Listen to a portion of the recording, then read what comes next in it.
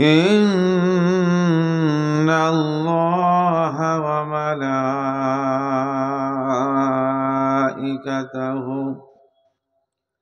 يصلون على النبي يا أيها الذين آمنوا صلوا عليه وسلموا تسليما اللهم صل على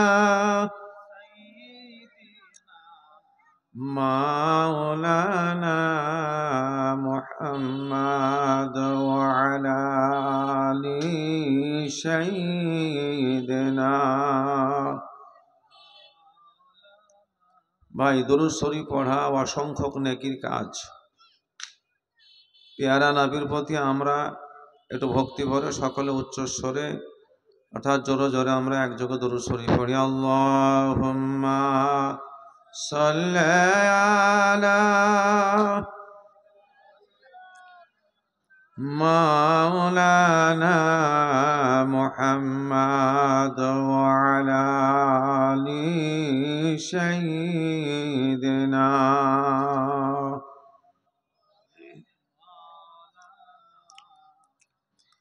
আপন আপন বলি সবে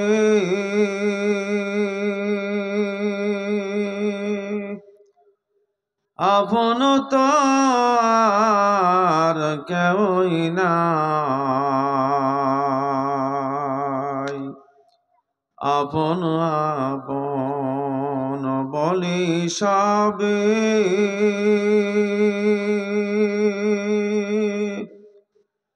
আপন তো আর কেউই নাই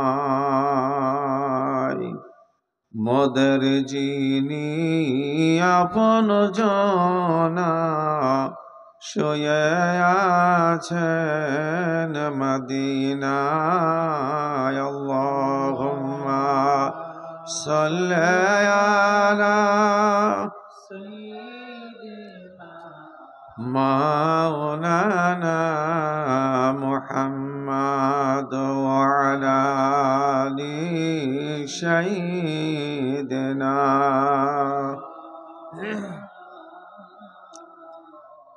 সাল্লি আলা মুহাম্মাদিন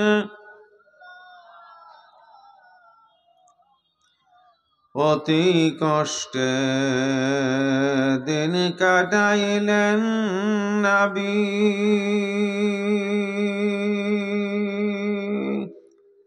পেট ভরিয়া খাইলেন না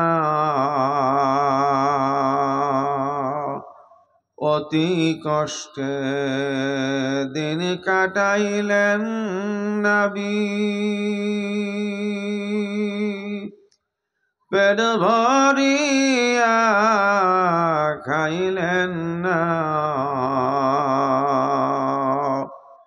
উম্মতেরি মায়ায় নবীজির খেজুর পাতার বিছানা আল্লাহুম্মা সাল্লি আলা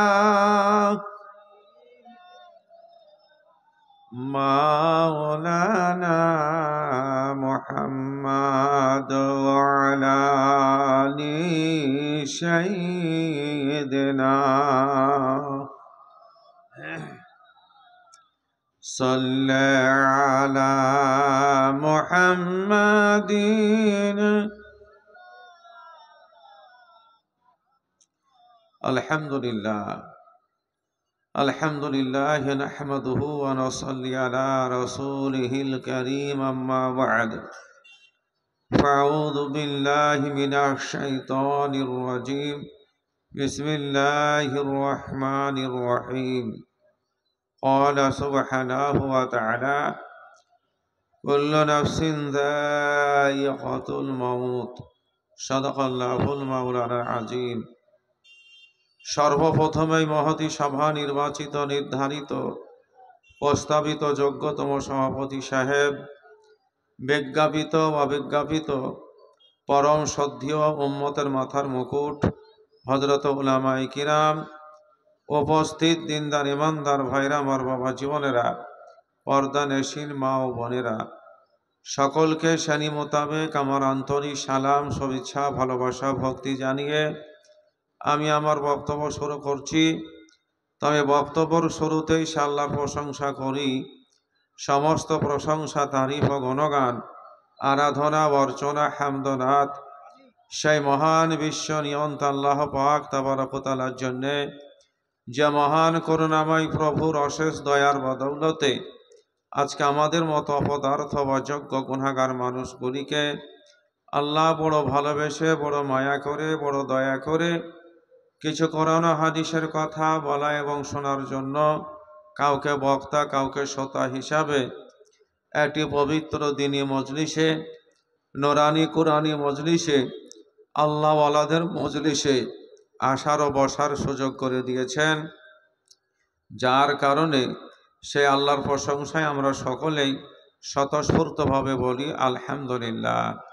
সবাই জোরে বলুন আলহামদুলিল্লাহ।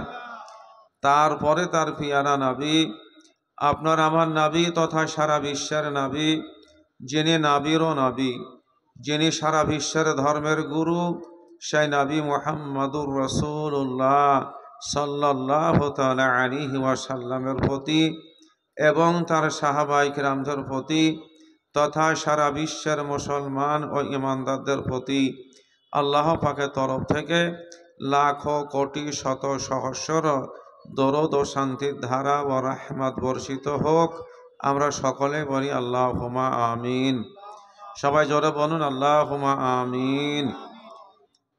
মহতারাম বুজুর্গ দোস্ত, আমি আপনাদের সম্মুখে আল্লাহ পাকের মুখজাত কালাম যে কোরআন শরীফ, সে কোরআনুল কারীম থেকে একটা আয়াতের কিছু অংশ আমি তেলাওয়াত করেছি, যার অনুকূলে আমার অযোগ্যতার সহিত অল্প সময়ের মধ্যেই কিছু কথা বলে আমার বক্তব্যের সমাপ্তি ঘটাবে ইনশাআল্লাহ। তারপরে বিখ্যাত বক্তা আছেন, তিনারা পরস্পর আসবেন, বক্তব্য রাখবেন। আমরা সকলে মনোযোগ সহকারে শুনব, তত অনুযায়ী আমল করার চেষ্টা করব বলি ইনশাআল্লাহ। আল্লাহ আমাদের সকলকে কবুল করুন। আমরা সকলে বলি আল্লাহুম্মা আমিন। মহতারাম বুজুর্গ দোস্ত, তা আমি যে আয়াতের টুকরোখানা আপনাদের সম্মুখে তেলাওয়াত করেছি বা পড়েছি, তার বাংলা শাব্দিক অর্থ হয়েছে এইটা।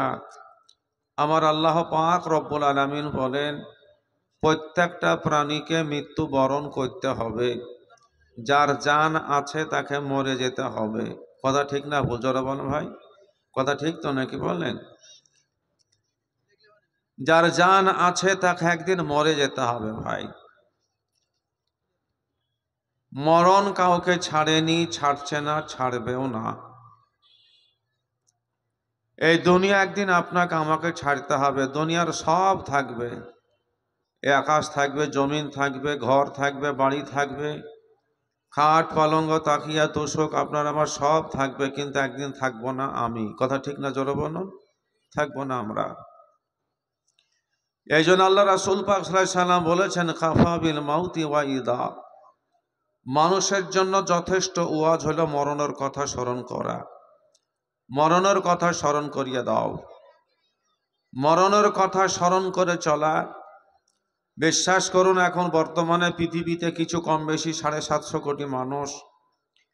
তাই 750 কোটি মানুষ, কিংবা নারী কিংবা পুরুষ, কিংবা বৃদ্ধ কিংবা বৃদ্ধা, যুবক কিংবা যুবতী, আবাল বনিতা নির্বিশেষে প্রত্যেকটা মানুষের ভিতরে অন্তরে যদি এই চিন্তা চেতনা, এই মানসিকতা যদি কাজ করে যে একদিন আমাকে দুনিয়া ছাড়তে হবে, আমাকে একদিন মরে যেতে হবে, আর আমাকে একদিন আল্লাহর আদালতে, আল্লাহর কাঠগড়ায় দাঁড়িয়ে আমার জীবনের সমস্ত কৃতকর্মের হিসাব আমাকে দিতে হবে, এই চিন্তা, এই চেতনা, ধ্যান ধারণা যদি নিয়ে প্রত্যেকটা মানুষ যদি চলে, যদি প্রত্যেকটা মানুষের সিনায় যদি থাকে, বিশ্বাস করুন দুনিয়াটা হয়ে যাবে জান্নাতের বাগান। এই দুনিয়াতে বয়ে যাবে শান্তির বন্যা, থাকবে না দুনিয়াতে কোনো রকমের অশান্তি। থাকবে না ডাকাতি, থাকবে না চুরি, থাকবে না ছিনতাই, থাকবে না রাহাজানি, থাকবে না খুন খারাপি, থাকবে না হিংসা বিদ্বেষ, থাকবে না নারী ধর্ষণ, থাকবে না হাইজ্যাক, থাকবে না সন্ত্রাস। এক কথায় পৃথিবীতে কোনো রকমের অপকর্ম থাকবে না। কথা ঠিক না ভুল? জোরে বলুন।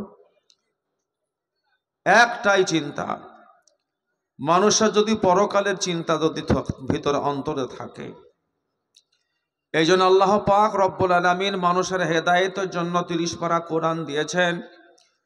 আর 30 পারা কোরআনে আল্লাহ যত কথা আলোচনা করেছেন, তার মধ্যে আল্লাহ সবচাইতে পরকাল সম্পর্কিত কথা বেশি আলোচনা করেছেন।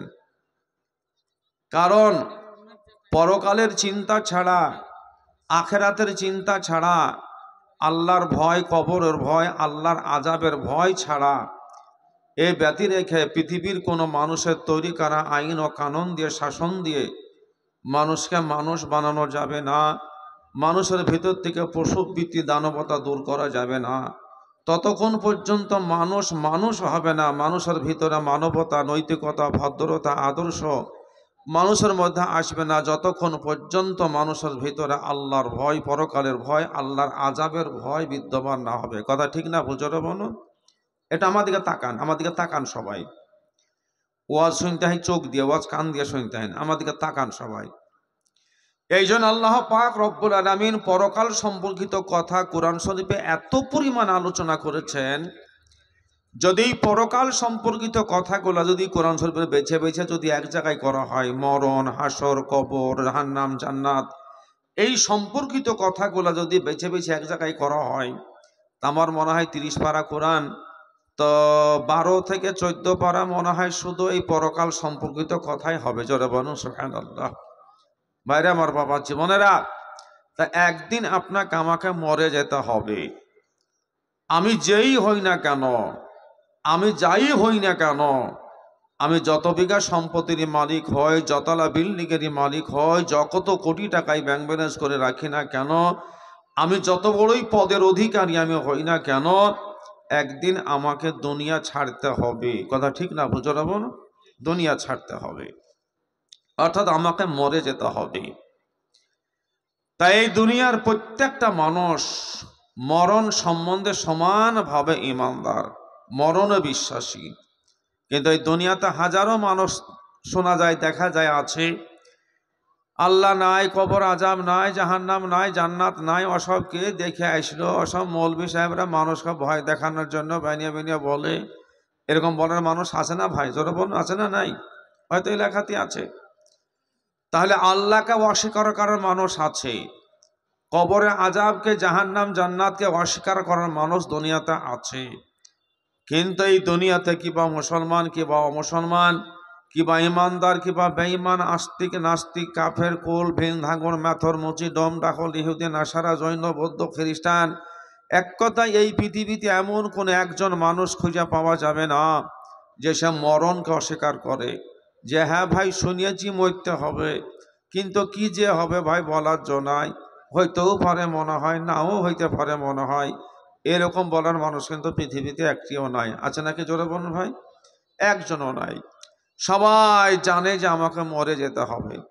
তাই এই দুনিয়ার একটা মানুষ যত বড়ই শিক্ষায় শিক্ষিত হোক, সে যত বড়ই বৈজ্ঞানিক, দার্শনিক, সাহিত্যিক, এমএলএ, এমপি, রাষ্ট্রপতি, কোটিপতি, লাখপতি, বীর, মস্তান, রাজা, ধীরাজা, সে যেই হোক না কেন, মৃত্যুর কথা শুনলে বুকটা ধাড়াক করে ওঠে। আরে আমাকে মরে যেতে হবে। মরণের কথা শুনলেই কিন্তু একটা ভিতরে একটা দুর্বলতা আসে। কথা ঠিক না জোরে বলুন? ভিতরে একটা ভয় আসে। কিন্তু মরণ যে কি জিনিস রে ভাই! আমাদের সমাজে কিছু মানুষ আছে গায়ের জোরে গোস্তাকি করে বলে ফেলে, হ্যাঁ ভাই একদিন মরতে হবে, মরিয়ে যাবো, তাতে কি আছে, মরতে তো একদিন হবেই। কথাটা বলা খুব সহজ ভাই, কিন্তু মরাটা অত সহজ নয়। মরণ যে কত কঠিন, যদি পারো তো যে মরেছে তাকে জিজ্ঞাসা করো গা। এই জন্য আল্লাহ রাসূল পাক সাল্লাল্লাহু আলাইহি সাল্লাম বলেছেন, ওগো দুনিয়ার মানুষেরা, ওগো আমার উম্মত উম্মতানির, আমার সাহাবারা, মৃত্যু এত কঠিন জিনিস, মরণ এত কঠিন জিনিস যে এই পৃথিবীর বুকে এমন কোনো পণ্ডিতের পাণ্ডিত্য নাই যে মানুষকে মৃত্যু সম্বন্ধে বর্ণনা করে বুঝাবেন। জোরে বলুন সুবহানাল্লাহ, আর জোরে বলুন না সুবহানাল্লাহ। মরণ কঠিন জিনিস ভাই। মরণের পরেই হলো অন্ধকার কবর। কথা ঠিক না? জোরে বলুন। অন্ধকার কবর, কবর সাংঘাতিক জায়গা। আল্লাহ রাসূল পাক সাল্লাল্লাহু আলাইহি ওয়াসাল্লাম বলেছেন, ওগো আমার সাহাবারা, কবর বড় ভয়ঙ্কর জায়গা, কবর বড় সাংঘাতিক জায়গা। ওগো দুনিয়ার মানুষেরা, আমি আল্লাহর কাছে দোয়া করে তোমাদের সকলকে আমি সচক্ষে কবর অবস্থা দেখিয়ে দিতাম, কিন্তু দেখাতে পারলাম না। একটা ভয়ে, যে তোমরা যদি সচক্ষে যদি কবর অবস্থাকে দেখে নাও, তাহলে দুনিয়ার অন্য কোনো মানুষ তো দূরের কথা, নিজের আব্বা নিজের মা যদি মারা যায়, তোমরা কবরে কাউকে মাটি দিতে যাবা না, তোমরা কেউ কবর খুঁড়তে যাবা না, দুনিয়াতে কবর খোঁড়ার মানুষ খুঁজে পাবা না, কেউ কবরের পাশ দিয়ে হাঁটবা না। কবর এত ভয়ঙ্কর জায়গা, জোরে বলুন সুবহানাল্লাহ। এত ভয়ঙ্কর জায়গা কবর। ভাইরা আমার, বাবা জীবনেরা, আমরা এখানে যত মানুষ বসে আছি, চুপ করে বসুন,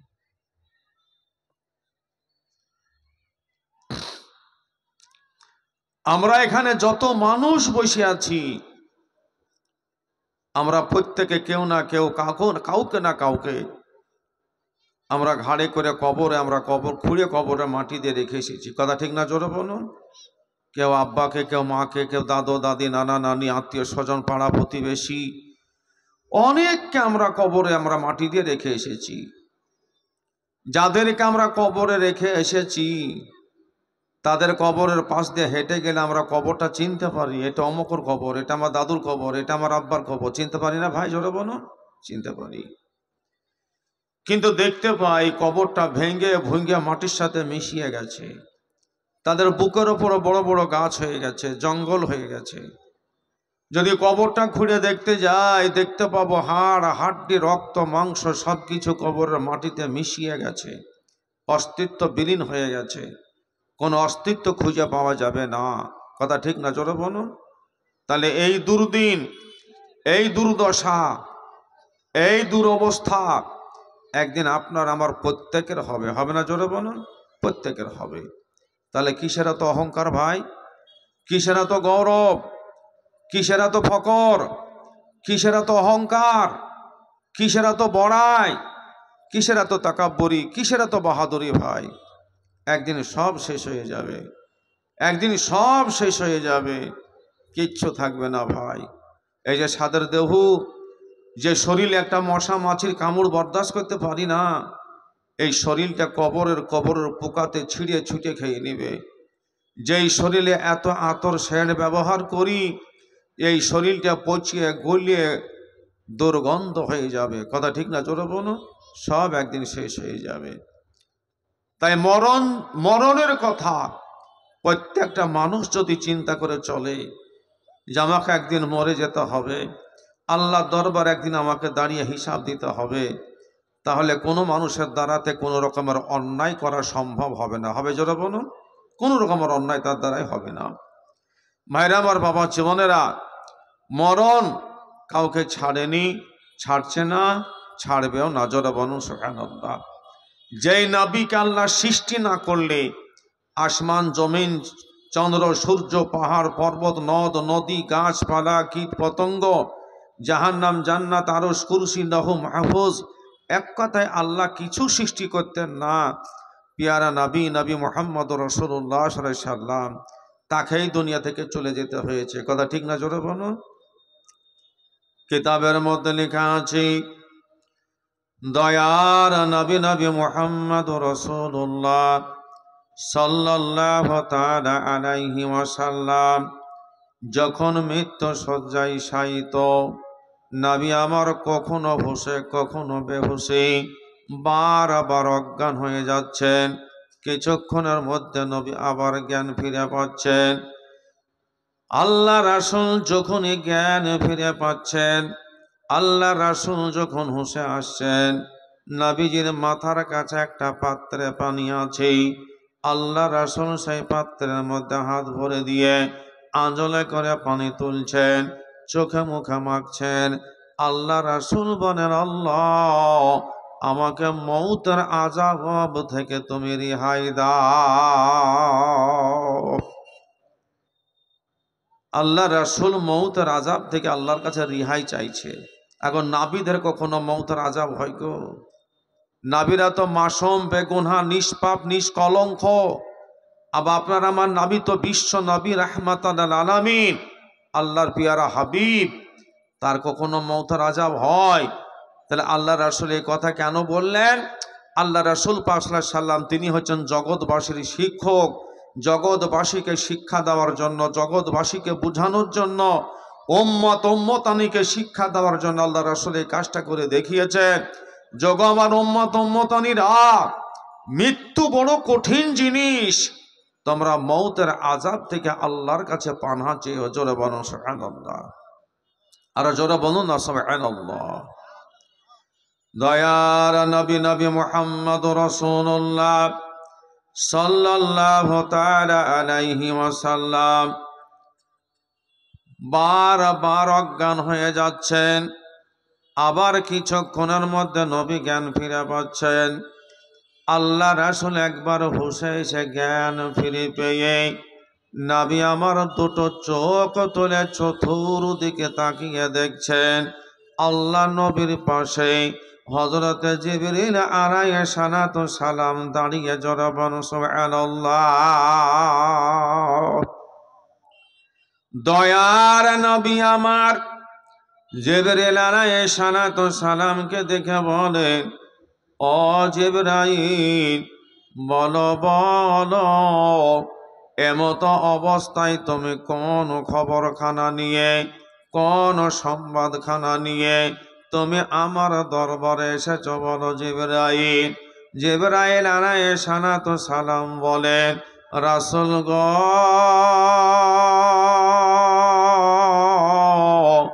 ওই মেরাজের রাত্রিতে আল্লাহর সঙ্গে আপনার সাক্ষাৎ ঘটেছে, মোলাকাত ঘটেছে। এদিকে দীর্ঘ কয়েক বছর আর সাক্ষাৎ নাই, মোলাকাত নাই। তাই আপনার সব চাইতে বড় বন্ধু রাফিকা আলা মহান আল্লাহ রব্বুল আলামিন আপনাকে ডেকেছেন। আল্লাহ রব্বুল আলামিন আপনার সঙ্গে মোলাকাত করতে চান, আল্লাহ আপনার সঙ্গে সাক্ষাৎ করতে চান। মহান আল্লাহ রব্বুল আলামিন আপনাকে ডেকেছেন। জোরে বলুন সুবহানাল্লাহ। আল্লাহুম্মা সাল্লি আলা মাওলানা মুহাম্মাদ ওয়া আলা আলি সাইয়্যিদিনা। ভাই সকলে একটু ভক্তি করে উচ্চ স্বরে আমরা দুরূদ শরীফ পড়ি। আল্লাহুম্মা সাল্লি আলা মাওলানা মুহাম্মাদ ওয়া আলা আলি সাইয়্যিদিনা।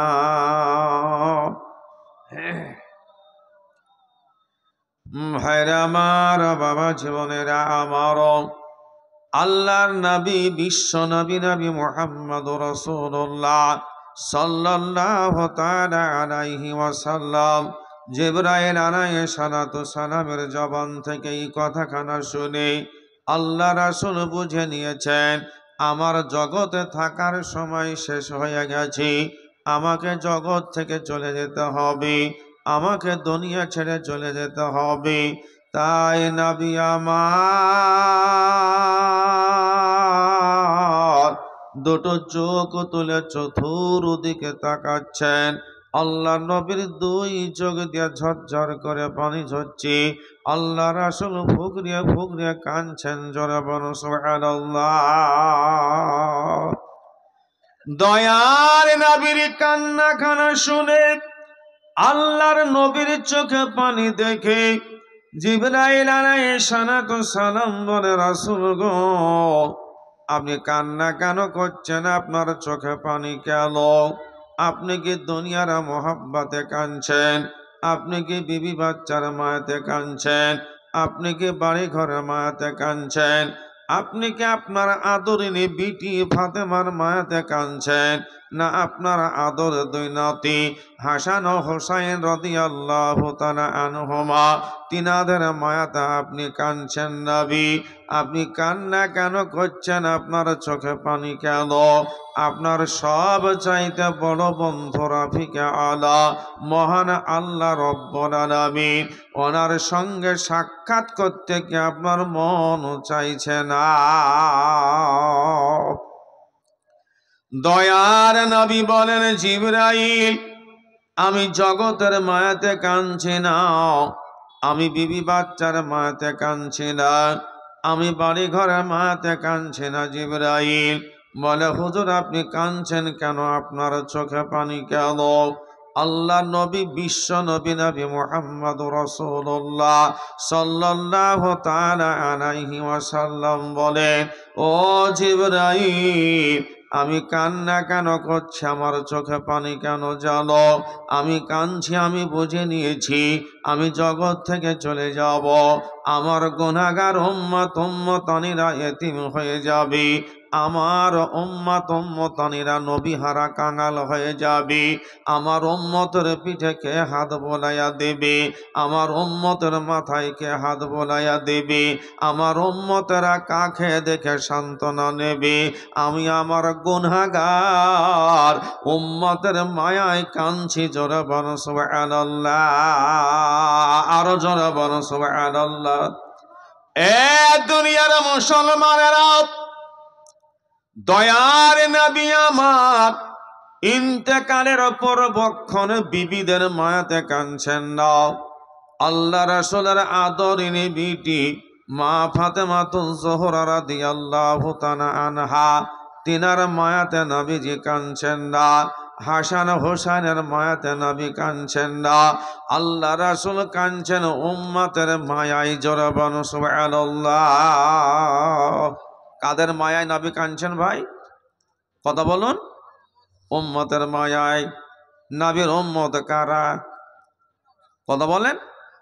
আমরা না? আমরা নবীর উম্মত।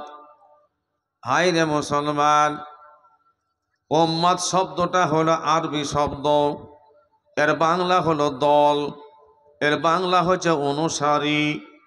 ও মুসলমান, আল্লাহ নবী, বিশ্ব নবী, নবী মুহাম্মদুর রাসূলুল্লাহ সাল্লাল্লাহু তাআলা আলাইহি ওয়াসাল্লাম সারাটা জীবন উম্মতের জন্য কেঁদে গেছেন। হায়াতুন নবী আমার আজ মদিনা মানওয়ারাতে রোজা তাহারে শুয়ে কাঁদতেছেন। কাল কিয়ামতের ময়দানে নবী আমার উম্মতের জন্য কাঁদতে কাঁদতে জাররা কাতার হবে। আজকে সেই হতভাগা আমরা নবীর উম্মত, রাস্তাঘাটে ট্রেনে বসে শহরে বাজারে আজ নবীর উম্মত খুঁজে পাওয়া যায় না। কথা ঠিক না? জোরে বলুন। নবীর উম্মত খুঁজে পাওয়া যায় না। মুখে বলি নবীর উম্মত আমরা, অথচ জীবনে 5 ওয়াক্ত নামাজ নাই। কি আপনারা রাগ করছেন নাকি আমার কথায়? আমরা দাবি করি নবীর উম্মত আমরা, অথচ নবীর সুন্নাত আপনার আমার পায়ে তালু থেকে মাথা চাঁদি পর্যন্ত গোটা শরীরে নবীর একটাও সুন্নাত নাই। আছে? জোরে বলুন। এই কথা বলতে হবে জোরা। ঠিক ঠিক ঠিক না বে? ঠিক দেখান, দেখান। আমি যে নবীর উম্মত, আমার মাথার চাঁদি থেকে পায়ে তালু পর্যন্ত গোটা শরীর আমার নবীর কি আছে আমাকে দেখান। রাগ হচ্ছে? নামাজ নাই, রোজা নাই, দাড়ি নাই, টুপি নাই, তাসবিহ নাই, জুবা নাই, নামাজ নাই, আল্লাহ রাসূলের সুন্নতি পোশাক নাই, কোরআনের সঙ্গে সম্পর্ক নাই, হাদিসের সঙ্গে সম্পর্ক নাই, মসজিদের সঙ্গে সম্পর্ক নাই, মাদ্রাসার সঙ্গে সম্পর্ক নাই, আলেম ওলামাদের সঙ্গে সম্পর্ক নাই, নবীর সঙ্গে সম্পর্ক নাই। আমরা বলি আমরা নবীর উম্মত। নবীর উম্মত যে হবে তাকে বলতে হবে না তো যে আমি নবীর উম্মতটা? ওর হাঁটাতে, চলাতে, খাওয়াতে, শোয়াতে, বসাতে, ওর মাথাতে, ওর মুখে, ওর কথায়, ওর পোশাকে সব প্রমাণ দিবে। দেখছে, দেখো নবীর উম্মত যাচ্ছে। এ দেখা নবীর উম্মত দেখো। বন্ধুরে, নবীর উম্মত হতে গেলে, নবীর উম্মত হতে গেলে 5 ওয়াক্ত নামাজ লাগবে, রমজানে রোজা লাগবে, 2 গাল ভর্তি নবীর সুন্নতি দাড়ি লাগবে, নবীর টুপি লাগবে, নবীর সুন্নতি পোশাক লাগবে, নবীর মতো খাওয়া লাগবে, নবীর মতো শোয়া লাগবে, নবীর মতো চলা লাগবে, নবীর মতো ব্যবসা বাণিজ্য করতে হবে, নবীর মতো চাষাবাদ করতে হবে। এক কথায় নবী যা যা করে গেছেন, যে থিওরিতে, যে নিয়মে, সেই নিয়মে, সেই থিওরিতে, সেই কাজ আপনাকে আমাকে করতে হবে।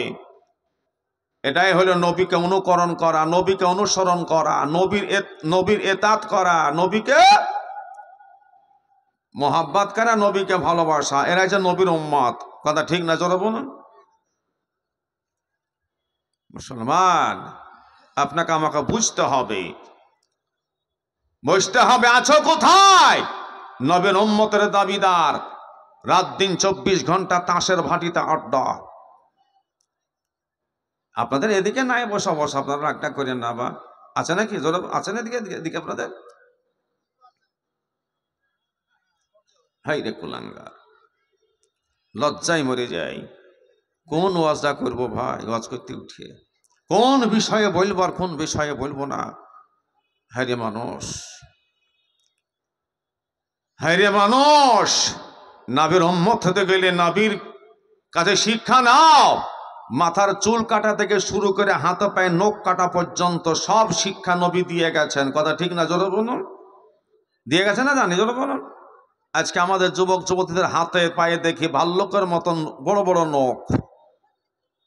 হায় রে মুসলমান, নাবি যে মাথার চুলের কাটিং দেয়া, নাবির যে মাথার চুলের কাটিং ডিজাইন দেয়া, নাবির যে চুলের কাটা যে একটা মডেল, ওটা আমাদের পছন্দ হয় না। আজ মুসলমানরা পছন্দ করে ওই ক্রিকেটারটা, ওই ফুটবলার, ওই ক্রিকেটের প্লেয়ারদের তাদের মতন চুল কাটে। কথা ঠিক না? জোরে বলুন। তাদের মতো চুল কাটে, চারিদিক চাইছে চুইছে, কপালখানে থুপ না। আবার দেখছি তো ওই ব্যাপারীরা ছাগল কিনলে যেমন আপনার দেখবেন 2-3টে দাগ দিয়ে দেয়, ওই রকম সব মধ্যে মধ্যে দাগ। আবার দেখছি চুলগুলাকে 2-3টে রঙের রং আছে। ভাই রে, চুলের কাটিং রে, এদের চুলের কাটিং দেখে কুকুরও বমি করতে করতে চলে যায়। শয়তানও মুখের রুমাল দিয়ে দূরে দাঁড়িয়ে ফুক ফুক করিয়া হাসে। শয়তান বলে, আল্লাহ তোমার কুদরতি পা ধরে বলছে, আল্লাহ আমি শয়তান হতে পারি, কিন্তু এত নিচে আমি এখনো নামিনি।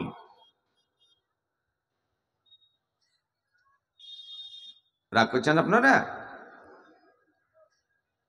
নবীর উম্মত, হাই রে নবীর উম্মত, নবীর উম্মত হইতে গেলে নবীর মতন মাথার চুলের কাটিংটা লাগবে, নবীর মতো দাড়ি লাগবে। কি কথা ঠিক না? জোরে বলুন। নবীর উম্মত। তো যাই হোক, আল্লাহ নবী, বিশ্ব নবী মুহাম্মদুর রাসূলুল্লাহ সাল্লাল্লাহু আলাইহি সাল্লাম ইন্তেকালের পূর্বক্ষণে আল্লাহ রাসূল দি আদরের নাতি হাসান আর হোসাইন তাদের মায়াতে কাঁদছেন না। জোরে বলুন সুবহানাল্লাহ। অথচ হাসান আর হোসাইন রাদিয়াল্লাহু তাআলা আনহুমাকে নবীজি এত ভালোবাসা বেসেছেন, এত ভালোবাসা নবীজি দিয়েছেন। আল্লাহ রাসূল বলেছেন, হাসান আর হোসাইন আমার জান্নাতের বাগানের ফুল। জোরে বলুন সুবহানাল্লাহ। আরে জোরে বলুন না সুবহানাল্লাহ। আল্লাহ রাসূল বলেছেন, হাসান আর হোসাইন আমার জান্নাতের বাগানের ফুল। আমার হাসান আর হোসাইনকে যারা ভালোবাসে, আমি নবী তারা আমাকে ভালোবাসে। আর আমার হাসান আর হোসাইনকে যারা দুঃখ দেয়, আমি নবী তারা আমাকে দুঃখ দেয়। ও দুনিয়ার মানুষেরা, আমি জীবনে সব সহ্য করতে পারি, কিন্তু আমার হাসান আর হোসাইনের চোখের পানি, দুঃখ, কষ্ট আমি নবী সহ্য করতে পারি না। জোরে বলুন সুবহানাল্লাহ। দয়ার নবী আমার হাসান আর হোসাইনকে এত ভালোবাসা দিয়েছেন। আল্লাহর নবী একদিন নামাজ পড়তে গিয়ে সেজদায় গেছেন। আল্লাহ রাসূল সেজদারত অবস্থায় আছেন। আল্লাহ রাসূলকে জিজ্ঞাসা করা হয়েছিল, নবীজি বান্দা বান্দির কোন কাজে আল্লাহ সব থেকে বেশি খুশি হন? আল্লাহ রাসূল বলেছিলেন সেজদা দেখতে। আল্লাহ সেজদাতে বেশি খুশি হন, তোমরা বেশি বেশি করে আল্লাহকে সেজদা দাও, বেশি বেশি করে আল্লাহকে সেজদা দাও, আল্লাহকে না আল্লাহকে সেজদা দাও। তার মানে বেশি বেশি করে নামাজ পড়ো, 5 ওয়াক্ত ফরজ নামাজ তো পড়বা, বেশি বেশি সুন্নাত নামাজ পড়ো, নফল নামাজ পড়ো, বেশি বেশি করে আল্লাহকে সেজদা দাও। কিন্তু আজকে প্রত্যেকটা মুসলিম গ্রামে ঢুকলে দেখা যায় শতকরা 97% নর নারী, নারী পুরুষ নির্বিশেষে শতকরা 97% মুসলমান বেনামাজি। কথা ঠিক না? জোরে বলুন। নামাজের সঙ্গে সম্পর্ক নাই। 97% মুসলমান বেনামাজি, নামাজ পড়ে না, নামাজ জানে না, মসজিদের সঙ্গে সম্পর্ক নাই। 3% মুসলমান যদি নামাজ পড়ে, তার মধ্যে 2% মুসলমান নামাজ জানে না, আন্দাজে পড়ে, কিচ্ছু জানে না, আন্দাজে পড়ে।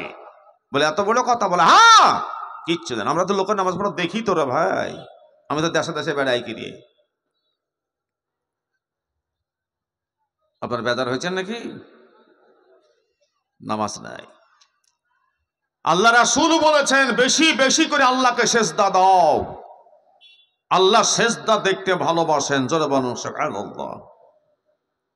আল্লাহ রাসূল কারো জিজ্ঞাসা করলো, হুজুর বান্দা বান্দির কোন কাজখানা আল্লাহ দেখতে বেশি পছন্দ করেন?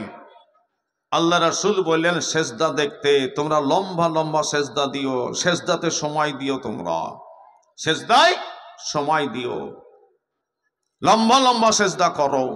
কিন্তু আমাদের সমাজে কিছু নামাজি আছে, ও আল্লাহ, ও সোরা কেরাত সব দোয়া দরুদ সব বাড়ি থেকে পড়ে আসে, শুধু মসজিদে আইসে ও রুকু সেজদাটা করে। ওই এমন করে রুকু সেজদা করে যে মুরগিতে দানা ঠিকে খাওয়া থাকা পারবে না। কি কথা ঠিক না? জোরে বলুন। আমার পাশেই তো দেখলাম তো, আমার 2 রাকাত নামাজ না হয়তো তার মুচ্ছে সব নামাজ হয়ে গেল। কি দিয়ে বলল? বেশি পড়তে হবে না, তুমি আমার সামনে দাঁড়িয়ে 2 রাকাত নামাজ আমাকে পড়ে দেখাও, বেশি পড়তে হবে না। নামাজ নাই। যেই জাতির জীবনে নামাজ নাই, এই জাতির জীবনে কখনো কল্যাণ হয়, এই জাতির জীবনে কখনো ইজ্জত পায়, সম্মান পায়। ভাইরা আমার, বাবা জীবনেরা, আল্লাহ রাসূল পাক সাল্লাল্লাহু আলাইহি ওয়াসাল্লাম যখন একা নামাজ পড়তেন লম্বা লম্বা সেজদা করতেন। জোরে বলুন সুবহানাল্লাহ। আর জোরে বলুন না, এসব কি রোগে ধরলে আপনাদের? এই লোকটা তো ঢুলছে তো, বসে পড়ে যাবে তো। ইয়ার নাম ওয়াজ শোনা না বাবু। ওয়াজ শুনতে কেমন করে হয় তাও শিখতে হয়। ওয়াজ করা, ওয়াজ শোনাটাও বসাটাও শিখতে হয়। আপনাদেরকে একটু অনুরোধ করছি ভাই, একটু সম্মুখ আগিয়ে শুনতে। দেখুন তো পিছনে মানুষ আসতে শুরু করেছে, অসুবিধা হয়েছে। আপনাদের সকলকে বলছে একটু সম্মুখ আগে আসুন। আমি বলি না, কোথাও আমি বলি না যে সামনে আগে আসুন, হটে আসুন, সব বলি না, কিন্তু আমাকে বলতে বলেছে তাই আমি বলছি। ওসব আমি বলি না। যার যেখানে খুশি পয়সা শুনো, নাই শুনো না, তোমাকে শোনাইতেই হবে। আমি কোনো ঠিকিয়ে নিয়ে আসিনি। কথা ঠিক না? জোরে বলো। তোমাকে শোনাতেই আমাকে হবে, আমি তা ঠিকিয়ে নিয়ে আসিনি। মন যাবে বসে শোনো, না মন যাবে বাদাম খেয়ে বেড়াবো, ঘুরে বেড়াবো, যাও। ডাক্তারের কাজ হইল রোগীর রোগ নির্ণয় করে ওষুধ দেওয়া, আর রোগীর কাজ হইল ডাক্তারের প্রেসক্রিপশন, ডাক্তারের থিওরি অনুযায়ী চলা। কথা ঠিক না? জোরে বলুন। ডাক্তারের প্রেসক্রিপশনকে ফলো করে চলা। যদি রোগী বলে, বন্ধু ডাক্তার আমি 300 টাকা ফিস দিলাম, 500 টাকার ওষুধ কিনলাম, আমার তো একটা নিজস্ব স্বাধীনতা থাকবে তো? বলে হ্যাঁ থাকবে। তোমার প্রেসক্রিপশন মানি না, আমি আমার মতন ওষুধ খাবো, খাও গা, তুমি চুলকে বেড়াবো, যাও। ডাক্তারের লস হবে নাকি? তুমি ওষুধ খেলেও ডাক্তারের লস নাই, না খেলেও ডাক্তারের লস নাই, ডাক্তারের লস নাই। বন্ধু তুমি যদি ডাক্তারের প্রেসক্রিপশনকে ফলো করে চলো, তুমি সুস্থ হবা, সুস্থভাবে বেঁচে থাকবা। আর যদি তুমি ডাক্তারের প্রেসক্রিপশন অবজ্ঞা করো, ডাক্তারকে অবজ্ঞা করো, বন্ধু তোমার পয়সা যাবে, অর্থ যাবে, তোমাকে কুকু করে মরতে হবে। কথা ঠিক না? জোরে বলুন। হ্যাঁ।